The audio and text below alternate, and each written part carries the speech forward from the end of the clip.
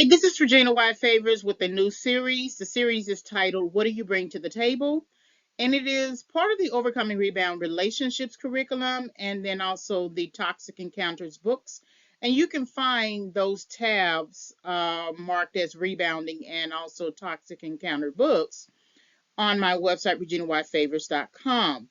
So, this particular series I thought is very interesting because there's this sort of ongoing social media discussion concerning men asking women what do they bring to the table, and it segues into conversations about submission and how most men want a submissive wife or partner. They're not always inclined to transition the individual into becoming a wife, but they want the individual or the woman to be submissive. And so it has transitioned into those types of discussions of submission and also tradition, that they want a traditional wife. And many people define tradition or a traditional wife as someone who cooks and cleans and stays at the house. They tend to be a housekeeper, homekeeper, a housewife. But I noticed that there's an irony to the discussion about what do they bring to the table, because most men who ask that question tend to label themselves or categorize themselves as alpha men, and they still, when a woman responds with the fact that she makes a certain income or she works a certain job or she has education, the men will say, well, that's not important to alpha men, right? Or that's not important to men just in general. And the irony that I find very interesting is that these men want a traditional submissive wife, but they also want her to work. They don't want the 50s, 40s, 50s type of wives who stayed home where the man went out and he was the breadwinner. What they want is still the woman to work and still the woman to be able to tend to the home, tend to the husband in a very traditional way, not have any true independence or anything like that. But when a woman says, well, she makes a certain amount of money or she has education, they sort of mock and scorn and look down on that. So I've been thinking about this series for a good while and just kind of listening to discussions and being sort of turned off by those discussions, as well as wondering, I mean, do people really know what they want? The most important thing that people need to understand is that you are always 100% responsible for yourself. So that means you need to do all that you need to do to ensure that you establish you. Just because someone decides to get an education or make a lot of money doesn't mean that they think that person is better than you. That's what you're supposed to do as an adult. You're supposed to leave your parents' home, get a job, go to school, get your own apartment, get a house, get a car, pay bills. That's what you're supposed to do. And so this discussion about what do you bring to the table is something that I want to explore. I don't know if I'm going to turn it into a script or something, but I have created a workbook companion that I'm going to introduce you to in a few slides. So this is what do you bring to the table, and this is preparing your table for engagement. And your table for engagement depends on where you are in your development. If you are preparing your table for engagement, if you are in your 30s or your 40s, well, it is, you've likely already received your education or completed your education, and so now you are already establishing yourself. So now you are at a 30s mindset, or if you're in your 40s, you're at a 40s mindset. So how you perceive the world and how you engage with another person is going to be a lot different than the person who is in their 20s, right? So preparing your table means whatever it means in terms of the particular topics we're going to discuss, but also just your table in terms of your mindset. your mentality about relationships, about relationship building. You know, if you're the type of person who quits relationships after a certain time and you don't have a record of staying in a relationship longer than 6 months, that is your table. And so you're going to have to really address that part of your um, emotional development. So this is, what do you bring to the table? Preparing your table for engagement. So the curriculum is based upon the research I did for rebounding and rebound relationships. And that research you can find under the rebounding tab. And the rebound relationship research focuses on understanding the table. So this is the table that we're at as two partners. One of the partners is a rebound, and the other partner is a member of a core relationship.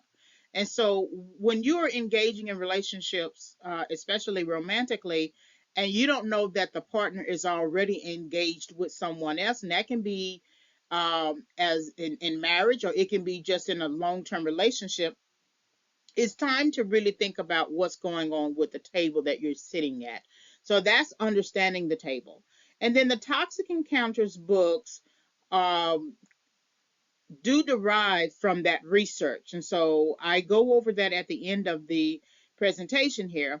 But it's Overcoming Rebound Relationships curriculum, and it is when you need to leave the table. So the three books, three titles under the series, the Bait, Hook, and Switch series, focus on rebound relationships, why people pursue them, focuses on also adult attachment, and then encourages the reader to go no contact. So this is the curriculum in addition to the workbook companion. So here's the workbook companion. What do you bring to the table? This is the series, and then this is taking many of the ideas that I have in this presentation and putting it into book form. So it's about 130 pages, and it is available on Amazon. So then, how do you prepare the table, right? So um, preparing the table begins with, I want to really say that preparing your table really begins in high school. That if we all did what we were supposed to do in high school in terms of planning, that we started to plan somewhere at the end of sophomore year to junior year, I think we would have fared a lot better. Because when you don't plan, you end up just taking anything. And I had that as an issue. I worked in high school. I did the co-op program where I worked half a day, and then I went to work for a company, Hunt Oil Company here um, in Dallas, Texas. And so I got job experience for 2 years. However, I didn't really plan beyond those 2 years. I thought I was going to go to the military. It didn't work out. And I didn't have a plan B, a plan C, a plan D. I didn't have anything beyond that. So then now I'm forced to, I took some staffing jobs, some temporary agency type jobs that lasted for a good year or so. And then once those jobs in, you really don't have anything else. So now I'm sort of floating. I'm wondering. I don't know where I need to be. So sometimes you take jobs that are not really conducive to your individual success. You just need some money. And then somehow I happened on to a job where I could do customer service. And then somehow that transitioned into me doing retail. So what that basically says or suggests is that I didn't prepare the table. That sure, I knew I was going to graduate from high school. I should have had a plan, but we don't think like that. And our parents tend to sort of expect us to leave the house too early. So all that time that we wasted not planning, we're now forced to confront the world. And I've always been an advocate of maybe letting your child stay at the house until about 22, give or take 25, because I don't feel like you are truly an adult at 18. Of course, you always want to leave yourself. Uh, But preparing the table is essentially preparing for where you want to go.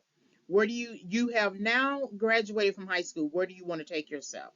And if we all had the insight or the foresight before we graduated, I don't think we would really get into a lot of distractions. Now, some people do. What they do is they go on ahead and take the SATs, the PSATs. They do all of the stuff that they need to do. They turn in applications, and then that following fall they do go to college, or they go to junior college. That wasn't that didn't register with me. That wasn't necessarily encouraged initially. It became something of a last resort. And so I wish I had had the insight about that. Now it's a lot that I don't really do a whole lot of regretting with my life, but preparing the table is something that I teach today. I don't call it that. What I call it is a 2-year transition plan. So even when I graduated from college with the master's degree, I didn't have a plan. When I graduated with the undergraduate degree, the bachelor's degree, it was obvious that I needed a plan. I mean, no, I'm sorry. It was obvious that I needed a master's degree to teach at the college level. So I didn't necessarily need a plan. I just needed to put in an application at a university, master's program, get in, do my 2 to 3 years, and go. But once I finished my master's degree, I didn't have a plan. I didn't prepare the table.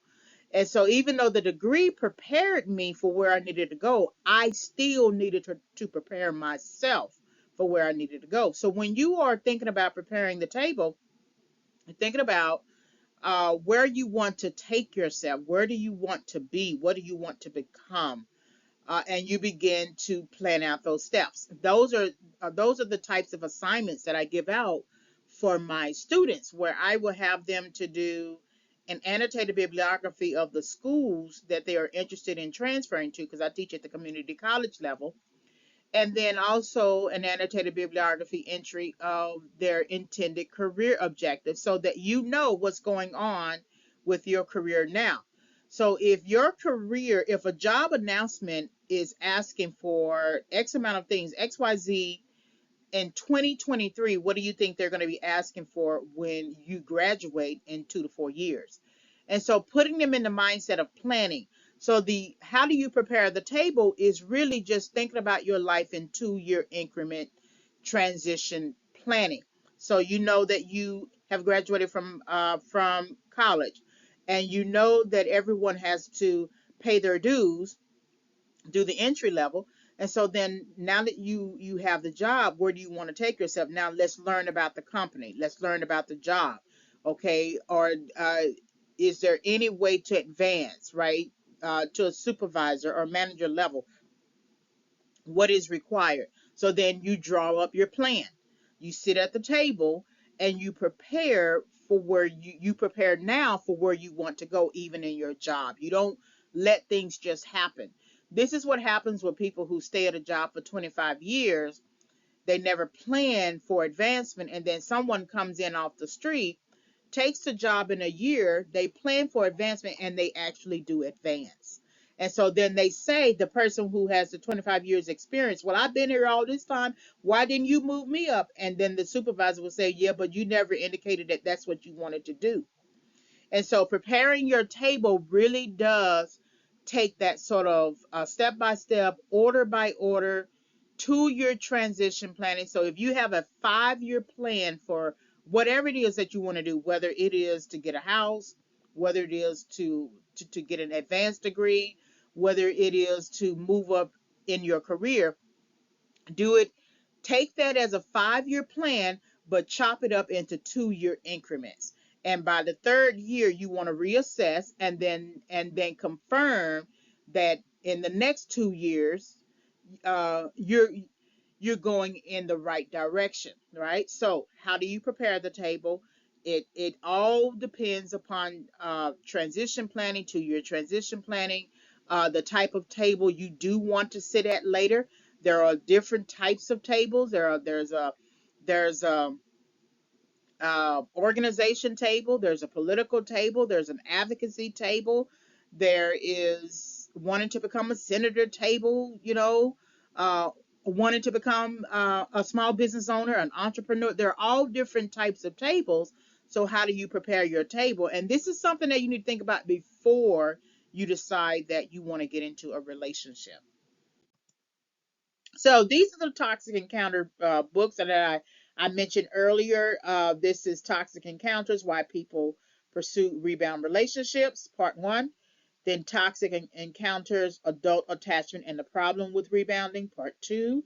And then Toxic Encounters: Why You Should Go No Contact Post Rebounding, Part Three. So this is part of the Overcoming Rebound Relationship curriculum, and these were the three initial books in terms of research, where I go over um, rebound relationships, how it relates to adult attachment, and that's why we tend to stay in those types of relationships, because we become attached. Is usually an insecure attachment, and you can chart the insecure attachment from your childhood to your adulthood. Then, of course, going no contact. Visit, subscribe, and follow. So this is the standard logo for the Regina White Favors website. And so you can also visit me on Facebook, Author Regina White Favors, YouTube, Regina White Favors channel, and then our Amazon author page, amazon.com /author Regina White Favors. Thank you very much for listening.